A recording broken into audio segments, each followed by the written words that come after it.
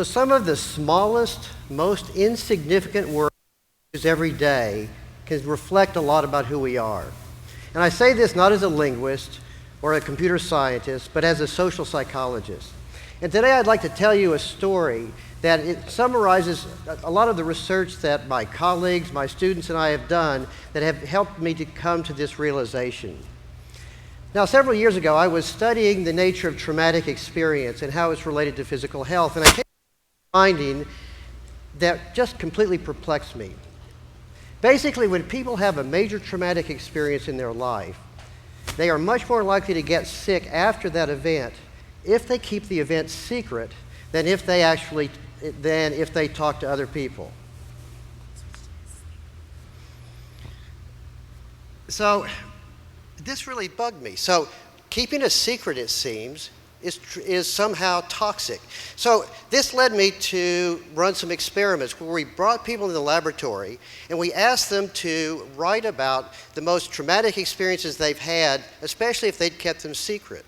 And these were big traumas. These were things like rape. They were like major public humiliations or failure.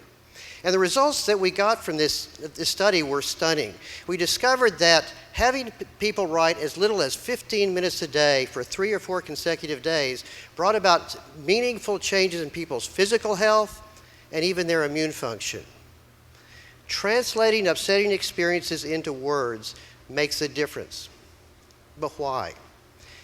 Since then, there have been hundreds of studies done by labs all over the world trying to answer this, and they haven't come up with a single explanation. My own approach was to actually look at the essays that these people wrote and try to figure out, was there something about the essays that could predict who would benefit from writing versus who wouldn't? I tried, and I couldn't figure it out. So I got a number of psychologists and other experts to read and rate hundreds of these essays, and they couldn't see a pattern either. I needed to try some other strategy. So, with the help of one of my graduate students, Martha Francis, we wrote a computer program. And the idea of this computer program was to go into any given text and calculate the percentage of words in that text that were positive emotion words, negative emotion words, or words related to topics such as death or sex or violence or religion or family. And as long as we were writing the computer program, I thought, well, let's go ahead and throw in some parts of speech, pronouns, prepositions. Why? Because it was easy. Who cares?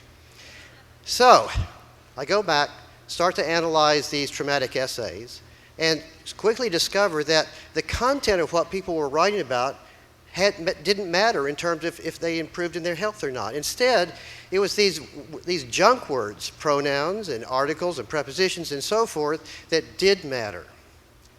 Now think about this.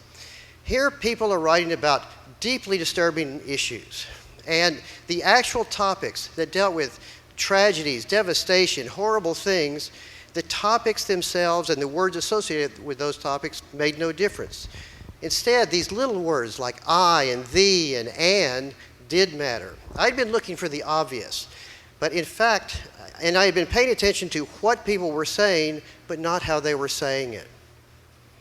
So how do I go about analyzing what versus how? Well, it turns out that there are different kind of classes of words that that look at this distinction. And one of them is, if you're looking at what people are writing about, you look at what are called content words. These are nouns and regular verbs and adjectives and some adverbs. These are the stuff of thought. These are the stuff of communication. When we're trying to talk to somebody, Google and search terms are all based on these content words. The other group of words are a class of words that are generally called function words. And function words are made up of the most boring words that you can imagine. They're made up of pronouns, I, me, he, she, prepositions, to, of, for, auxiliary verbs, am, is, have. I'll wake you up. I'll have to wake you up if I keep talking about these function words. But it turns out these function words are really interesting because, first of all, there's only about 500 function words in English. So they account for far less than 1% of all the words we know, we hear, we read. Nevertheless, they reflect 55 to 60% of all the words that we are surrounded with. They're everywhere, but we don't pay attention to them. In English and in other languages, they're the shortest words there are, and when they're spoken or when you're reading, they zip into your brain at the speed of less than 0.2 of a second, meaning that they're processed essentially non-consciously. But there's something even more interesting about them. They are social. They are profoundly social. Let me give you an example. Let's say you're walking along, you see a note on the ground, you pick it up and it says, "I am placing it on the table." Well, that kind of makes sense, kind of doesn't. I'm placing it on the table. There's two content words, placing and table. All the rest are function words. I am it on thee. Now, the reason this doesn't make sense to most of us is, who was I? No idea. Am implies present tense. When was it written? It, no idea what it is.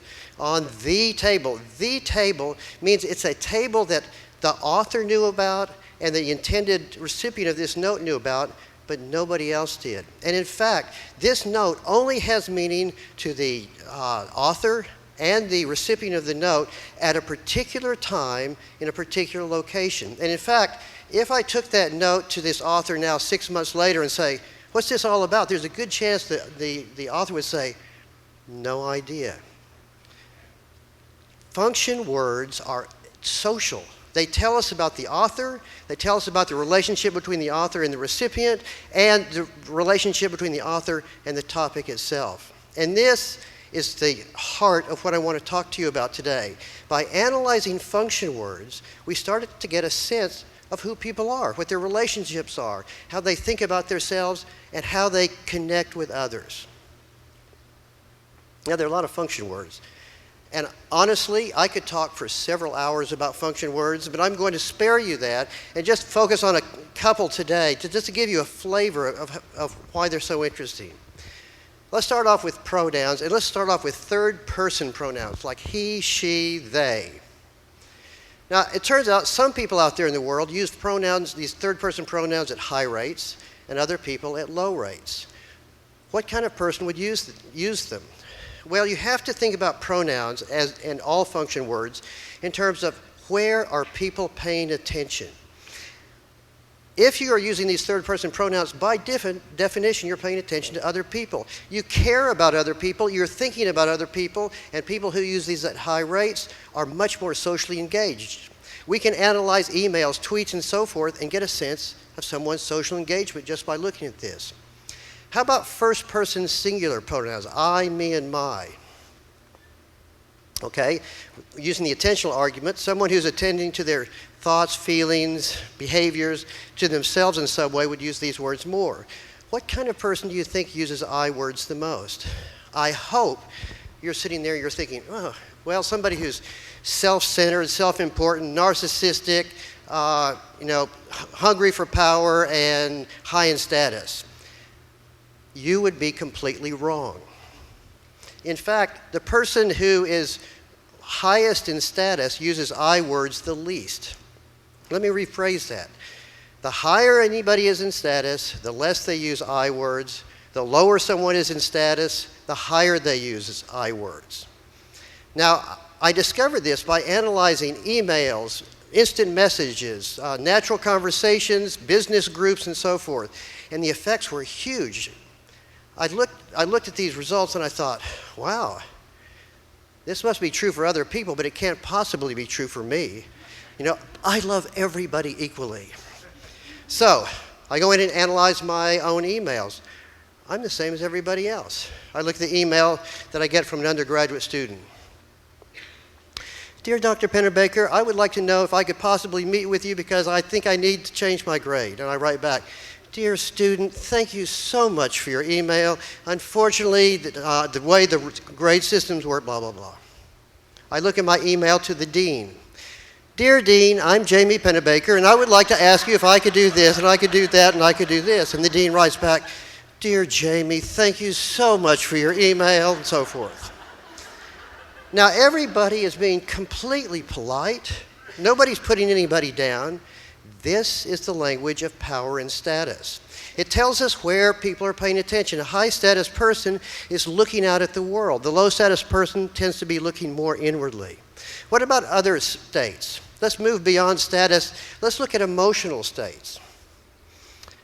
You would think that someone would be paying more attention to themselves if they're in pain. It could be physical pain or emotional pain. In fact, if we look at people who are depressed, we've done many studies on this, and we know that people who are depressed pay attention to themselves more, and they use the word I more. In fact, one of our very first studies looked at the poetry of suicidal and non-suicidal poets. And we did this research where we went through, analyzed their poetry, and initially I thought, well, there'll be big differences in the degree that they use negative emotion words. Not true. Suicidal and non-suicidal poets all use negative emotion words at high rates. I think it's part of the job description.